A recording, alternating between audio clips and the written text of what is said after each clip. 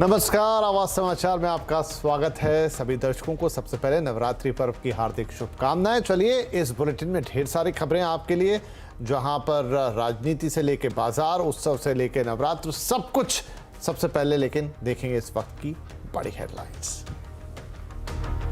राजस्थान में कांग्रेस में घमासान, गहलोत गुट से बात कर दिल्ली में 10 जनपद पहुंचे खड़गे। माकन, सोनिया गांधी के साथ हालात पर मंथन। गहलोत हो सकते हैं अध्यक्ष पद की रेस से बाहर। खराब ग्लोबल संकेतों ने बिगाड़ा बाजार का मूड। सेंसेक्स निफ्टी 1.5% से ज्यादा गिरे। आईटी छोड़ बीएसई के सभी सेक्टर आज रहे लाल निशान में। आने वाले दिनों में काफी सस्ते में मिलेगी made in UK Scotch whisky और रेंज रोवर गाड़ियां। साथ ही यूके में गारमेंट एक्सपोर्ट करना भी होगा फायदेमंद। दिवाली तक होगा दोनों देशों में फ्री ट्रेड एग्रीमेंट।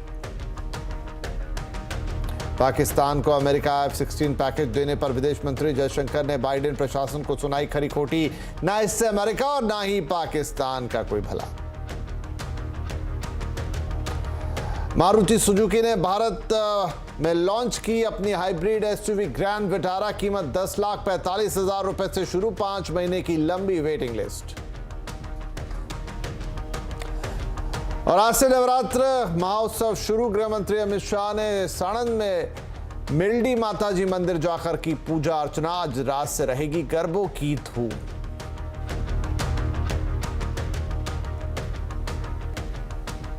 शुरुआत करेंगे राजनीति से जुड़ी खबरों से। कांग्रेस में अध्यक्ष पद के चुनाव से पहले राजस्थान कांग्रेस में गुटबाजी और घमासान बढ़ चुका है। अशोक गहलोत समर्थक विधायकों ने हाईकमान के खिलाफ ही मोर्चा खोल दिया है।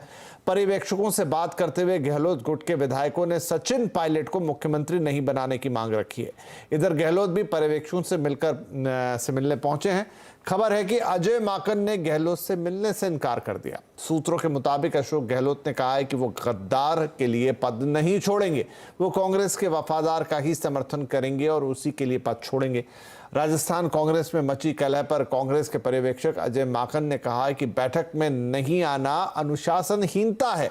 विधायकों को विधायक दल की बैठक में जरूर आना चाहिए था। अजय माकन ने साफ कर दिया कि फैसला लेने से पहले सभी लोगों से बात होगी और आखिरी फैसला सोनिया गांधी ही करेंगी। बैठक बुलाई थी और उस संबंध में जो भी हमको कहना था आज सुबह मैंने कह दिया है। मैं सिर्फ इतना बताना चाहता हूं कि हम अपनी रिपोर्ट देने के लिए अब 10 जनपद कांग्रेस अध्यक्षा को हम अपनी रिपोर्ट देने के लिए जा रहे हैं। सर, कमलनाथ दिल्ली आए हैं, मैडम से नाम मिलने जाएंगे। देखिए, हमें कुछ इस चीज के बारे में सिर्फ इसके कि हम वहां से यहाँ आए हैं और सीधे 10 जनपद में हम श्रीमती सोनिया गांधी जो हमारी अध्यक्षा हैं उनसे मिलने के लिए जा रहे हैं। खड़गे जी और हम दोनों के दोनों जाएंगे। अभी इसी वक्त हम जाएंगे। जो कुछ घटनाएं घटी है उसके बारे में तफसील से मैडम हमारे कांग्रेस प्रेसिडेंट को बताएंगे, फिर उसके बाद जो फैसला होगा। इधर गहलोत गुट के विधायक प्रताप सिंह खाचरियावास का कहना है कि विधायकों ने अपनी मांगे पर्यवेक्षकों के सामने रख दी हैं। फैसला हाईकमान को लेना है। एमएलए का कहना यह था कि राजस्थान में एक बार बीजेपी ने षड्यंत्र किया था सरकार गिराने का। उस वक्त ये 102 एमएलए अशोक गहलोत जी के साथ खड़े रहे। अशोक गहलोत जी ने कहा कि मैं तुम्हारा अभिभावक हूँ, तुम्हारे सुख दुख में तुम्हारे साथ रहूंगा। लोगों में ये भी रिएक्शन हुआ कि अभिभावक कहाँ है। आज हमारा दुख ये है कि वो लोग जिनके खिलाफ हम लड़ रहे थे उनमें से कोई चीफ मिनिस्टर बनने जा रहा है। उन्होंने कहा इन 102 में से किसी को बना दीजिए। एमएलए अपनी डिमांड कर रहा है। माकन साहब प्रभारी है, प्रभारी का काम है सुनना और पूरी रिपोर्ट आला कमान को देना। तो सोनिया जी को, राहुल जी को उन्हें बताना चाहिए। इधर केंद्रीय मंत्री अर्जुन राम मेघवाल ने कहा है कि कांग्रेस बटी हुई नजर आ रही है और राजस्थान सरकार अस्थिर हो गई है। 4 सालों में कांग्रेस ने जो अनस्टेबल गवर्नमेंट दी है, इससे राजस्थान बहुत पिछड़ गया जी। डेवलपमेंट गायब हो गया। डेवलपमेंट के प्रोजेक्ट क्योंकि लड़ रहे हैं ना आपस में। लगातार चैलेंज सचिन पायलट साहब की ओर से आ रहा था और अशोक गहलोत साहब लगातार हमारे पे आरोप लगा रहे थे कि हमारी गवर्नमेंट अस्थिरता अंदर थी जी, जो उजागर होकर कल सामने आई। लोकतंत्र में बहुमत होना चाहिए ना सरकार चलाने वालों के पास, तो अभी बहुमत कहां दिखता है। तो ये राज्यपाल महोदय कोई अपना निर्णय करेंगे। केंद्रीय मंत्री अनुराग ठाकुर ने कहा कि राजस्थान में सरकार नाम की कोई चीज ही नहीं है। कांग्रेस में न दिशा है और ना ही नेता। मुझे लगता है एंटरटेनमेंट भारत जोड़ो में कम हुआ, अब राजस्थान में भी शुरू हो गया और सरकार नाम की राजस्थान में कोई चीज ही नहीं है।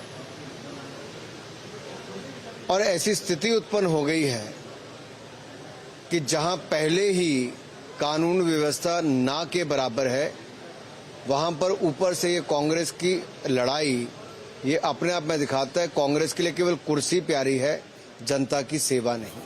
चलिए, तो कांग्रेस के घमासान ने बीजेपी को भी मौका दे दिया है कि अब वो कटाक्ष कर रहे हैं कि ये चल क्या रहा राजस्थान और कांग्रेस के अंदर। चलिए थोड़ा अपडेट लेते हैं। हमारे संवाददाता रवि सिंह इस वक्त सोनिया गांधी के घर यानी 10 जनपद के पास ही मौजूद है। तो रवि, क्या जानकारी है, क्या पर्यवेक्षक पहुंच गए हैं और ये जो पूरा मामला काफी उलझता हुआ नजर आ रहा है, किस ओर जाता दिख रहा है?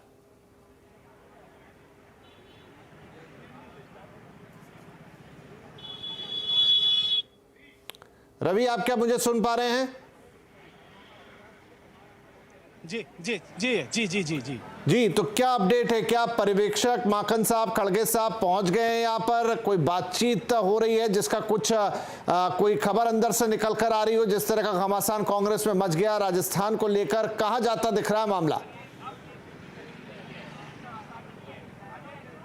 देखिए, सबसे पहले मैं यहाँ की तस्वीरें दिखाना चाहूँगा, 10 जनपद की तस्वीरें। और इस समय मीडिया कर्मी बाहर 10 जनपद के खड़े हैं और अब से थोड़ी देर पहले ही मल्लिकार्जुन खड़गे, अजय माकन और इसके अलावा केसी वेणुगोपाल का भी बहुत बड़ा कद है, कांग्रेस में महासचिव हैं। और इसके अलावा 2 जो नेता कांग्रेस के, अजय माकन और मल्लिकार्जुन खड़गे, वो जयपुर गए थे, राजस्थान गए थे और तमाम इन चीज़ों को लेकर, क्योंकि विधायकों से भी उनकी बातचीत हुई है।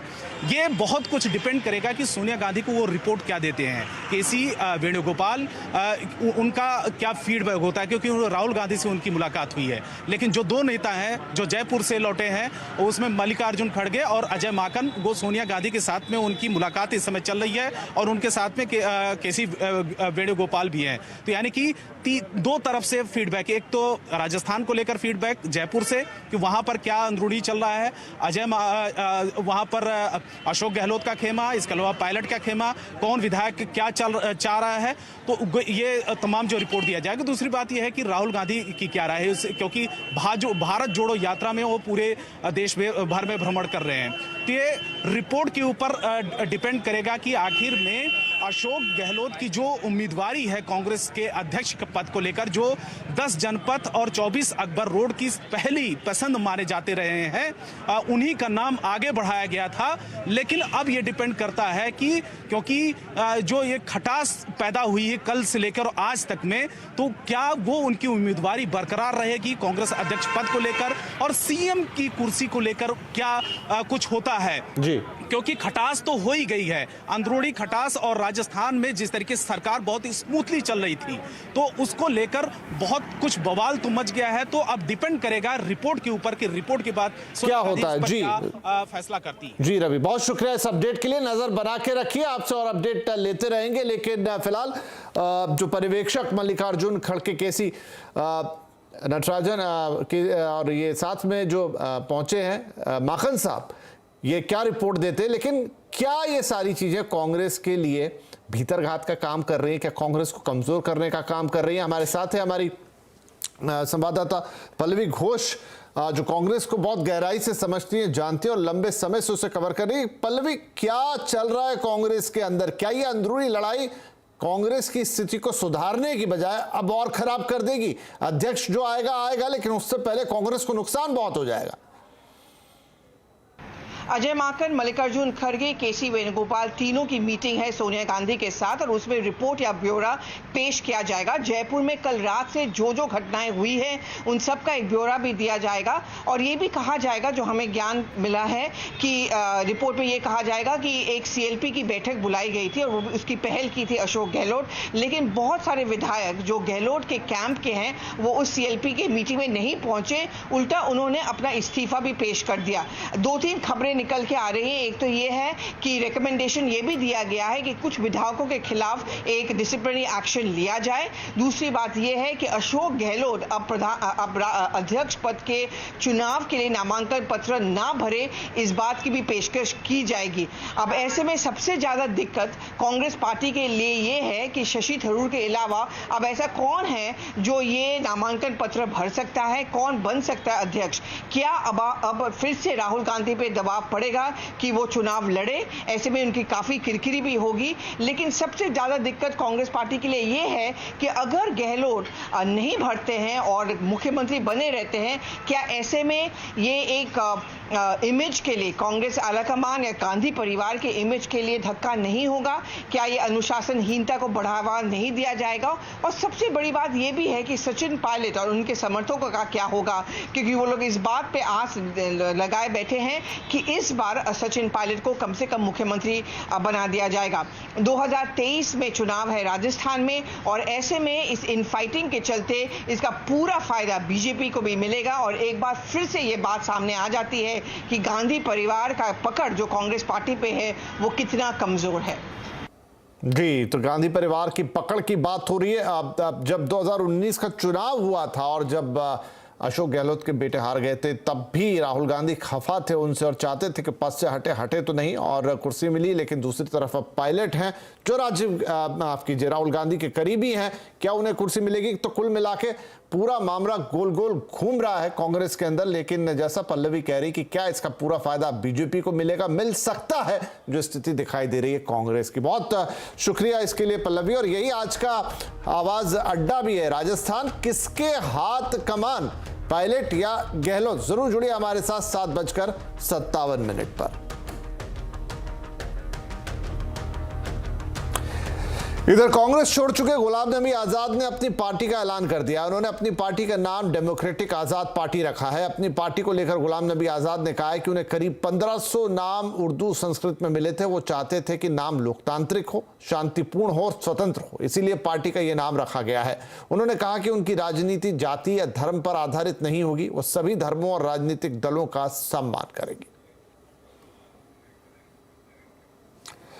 चलिए, राजनीतिक खबरों के बाद अब बात कर लेते हैं बाजार की, जहां जब बुरी तरह से बाजार का मूड बिगड़ा विदेशी संकेतों से। मूड ऐसा बिगड़ा कि सेंसेक्स और निफ्टी 1.5% का गोता लगा गए। सेंसेक्स 954 पॉइंट गिरकर 57,145 पर बंद हुआ, तो निफ्टी 311 पॉइंट लुढ़कर 17,016 पर जाके टिका। बैंक निफ्टी में भी भारी गिरावट रही और इंडेक्स 930 पॉइंट गिरकर 38,616 पर पहुंच गया और 967 पॉइंट गिरकर 30,112 पर ये बंद हुआ। मिड कैप इंडेक्स भी आज 967 पॉइंट गिरकर 30,112 जो हम बात कर रहे हैं उस पर बंद हुआ। लेकिन ये गिरावट को थोड़ा और समझेंगे, आखिर ऐसा क्या हुआ, आखिर इतनी बड़ी गिरावट क्यों आई। सुमित हमारे साथ है। सुमित, गिरावट करीब 5 सत्रों से जारी है। कई कंपनियों के मार्केट कैप में हमने देखा सेंध लग चुकी है। कहां सबसे ज्यादा नुकसान दिख रहा है? तो बिकवाली की इंटेंसिटी का आप इस तरह से अंदाजा लगाइए कि महज 5 सत्रों में, जबकि निफ्टी 50 की मार्केट कैप में करीब 5 लाख करोड़ रुपए का एक इरोजन आता हुआ दिखाई पड़ा है। ये इरोजन मेजरली हैवी वेट्स की तरफ से आता हुआ दिखाई पड़ा है। तो ये 5 लाख करोड़ का आंकड़ा जो कि निफ्टी 50 की मार्केट कैप में पिछले 5 सत्रों के अंदर ही होता हुआ दिखाई पड़ा है। एक एक करके वो तमाम कंपनियां आएंगी जहां पर मेजर डैमेज आता हुआ आपको दिखाई पड़ेगा। क्योंकि देश की सबसे बड़ी कंपनी रिलायंस है, तो रिलायंस की मार्केट कैप में सबसे ज्यादा 85,000 करोड़ रुपए के आसपास की बिकवाली। बाकी बैंक्स और NBFCs, HDFC bank, SBI, ICICI bank, इन तीनों में ही मिला के करीब 1 लाख करोड़ रुपए की मार्केट कैप के अंदर एक इरोजन आता हुआ दिखाई पड़ा। तेज बिकवाली वहां आते हुए दिखाई पड़ी। एचडीएफसी लिमिटेड करीब 24,000 करोड़ रुपए की मार्केट कैप यहां साफ हुई। पावर ग्रिड 22,000 करोड़ रुपए, न्यूज फ्लो का एक बड़ा इंपैक्ट यहां देखने को मिला। अदानी पोर्ट, एक्सिस बैंक के कुछ और ऐसे नाम है जहां पे करीब 20,000 करोड़ रुपए की मार्केट कैप साफ होते हुए दिखाई पड़ी। तो ये कुछ प्रोमिनेंट नाम है जहां पे सबसे ज्यादा बिकवाली। हालांकि आईटी स्टॉक्स के अंदर भी तेज बिकवाली है, वहां पर भी मार्केट कैप में एक बड़ा इरोजन है, लेकिन फिर भी ये कुछ ऐसे बड़े नाम जहां पे सबसे ज्यादा गिरावट पिछले 5 सत्रों में मार्केट कैप के तौर पर होते हुए दिखाई पड़ी है। जी, बहुत शुक्रिया सुमित। तो बाजार में आज बहुत तेज गिरावट और कितनी कंपनियों को क्या नुकसान हुआ उसका पूरा लेखा जोखा सुमित ने आपको बताया। लेकिन एक अलग खबर, अगर आप made in UK Scotch whisky या रेंज रोवर गाड़ियों के शौकीन हैं तो आने वाले दिनों में ये सब सस्ते हो सकते हैं। दिवाली तक भारत और यूके में FTA यानी फ्री ट्रेड एग्रीमेंट होने वाला है। इससे हमें क्या कुछ फायदा होने वाला है, जानने के लिए चलेंगे अपने economic policy editor Laxman Roy के पास। तो लक्ष्मण, दिवाली से ये जो एग्रीमेंट होगा, क्या सभी तरह की यूके मेड इन यूके चीजें जिनका भारत में इंपोर्ट होता है उनके दाम कम हो जाएंगे, वो सस्ती हो जाएंगी? क्या अपडेट है? देखिए, दरअसल ये जो फ्री ट्रेड एग्रीमेंट है वो अगले महीने दोनों देशों के बीच यानी भारत और यूके के बीच में दस्तखत होने जा रहा है। और इससे फायदा ये हुआ कि भारत में जो भी सामान यूके से इंपोर्ट होता है उस पर इंपोर्ट ड्यूटी नहीं लगेगी, और यूके से जो सामान भारत से जो सामान यूके में जाता है वहां भी इंपोर्ट ड्यूटी नहीं लगेगी। यानी दोनों देश एक दूसरे के देशों पर इंपोर्ट ड्यूटी, सामान पर इंपोर्ट ड्यूटी नहीं लगाएंगे। इसका सीधा सा फायदा ये होगा, चूंकि रेंज रोवर से शुरुआत इसलिए की चूंकि आप ऑटो सेक्टर में काफी अच्छे से जानती हैं, उस पर इंटरेस्ट रखती हैं, तो आपको बता दूं कि रेंज रोवर जो है या फिर ऐसी जो महंगी गाड़ियां हैं जो यूके से भारत में इंपोर्ट होती हैं उस पर 100% का इंपोर्ट ड्यूटी लगता है। अगर फ्री ट्रेड एग्रीमेंट हो गया और शर्तें अगर फाइनल हो गई तो हो सकता है कि ड्यूटी पूरी तरह से खत्म हो जाए, यानी लगभग आधी कीमत पर ऐसी गाड़ियां आपके पास आ जाएंगी, यूके मेड इन यूके गाड़ियां। सिर्फ गाड़ियां ही नहीं, स्कॉच विस्की जो है वो भी काफी ज्यादा प्रचलित है, लेकिन उस पर भी अच्छी खासी ड्यूटी इंडिया में लगती है, वो भी काफी सस्ती हो जाएगी। इन सब के अलावा कई सारे सामान हैं जो आप देखेंगे कि यहाँ पे इंडिया में सस्ता होता हुआ दिखेगा, जिसमें डायमंड, गोल्ड, सिल्वर जैसे सामान होते हैं, पेट्रोलियम प्रोडक्ट, उस पर इंपोर्ट ड्यूटी लगभग खत्म हो जाएगी या कम हो जाएगी।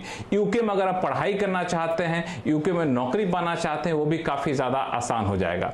इसी तरीके से जो सेक्टर यूके में एक्सपोर्ट करता है, टेक्सटाइल सेक्टर हो गया, गारमेंट सेक्टर हो गया, ज्वेलरी सेक्टर भी एक्सपोर्ट होता है, उन सब पर भी यूके में इंपोर्ट ड्यूटी नहीं लगी, तो उनको भी फायदा, उनको बड़ा बाजार मिल जाएगा। तो ये एक फायदा होगा फ्री ट्रेड एग्रीमेंट से, जो दिवाली तक होने की संभावना है। हालांकि जो मैंने बताया वो इस बात पर निर्भर करता है कि किन किन सामान को इस फ्री ट्रेड एग्रीमेंट में शामिल किया जाता है, और कई बार पूरी तरह से एक झटके में इंपोर्ट ड्यूटी खत्म नहीं की जाती है, किस्तों में की जाती है या फिर एक सीमा तक की जाती है, तो वो सब शर्तें अभी अंतिम रूप दिया जा रहा है। चलिए, इंतजार रहेगा कि क्या कुछ सस्ता होता है यहाँ पर, कारों से लेकर तो पेय पदार्थ सब कुछ। और आज से नवरात्र शुरू हो गए हैं, आदिशक्ति की आराधना दिखाएंगे आपको इस ब्रेक के बाद।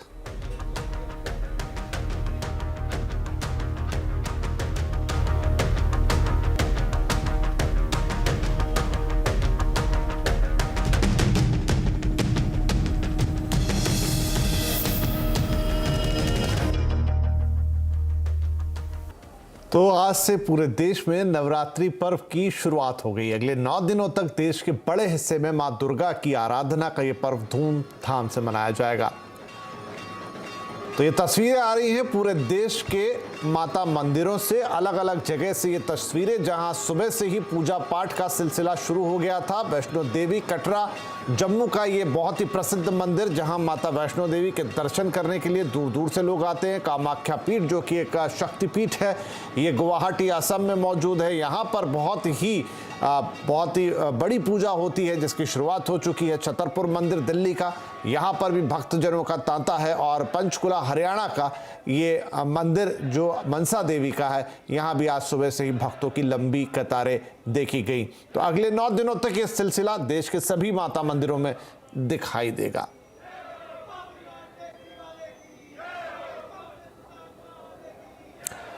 इस बार दिल्ली में मोदी सरकार के 3 मंत्री रामलीला करेंगे।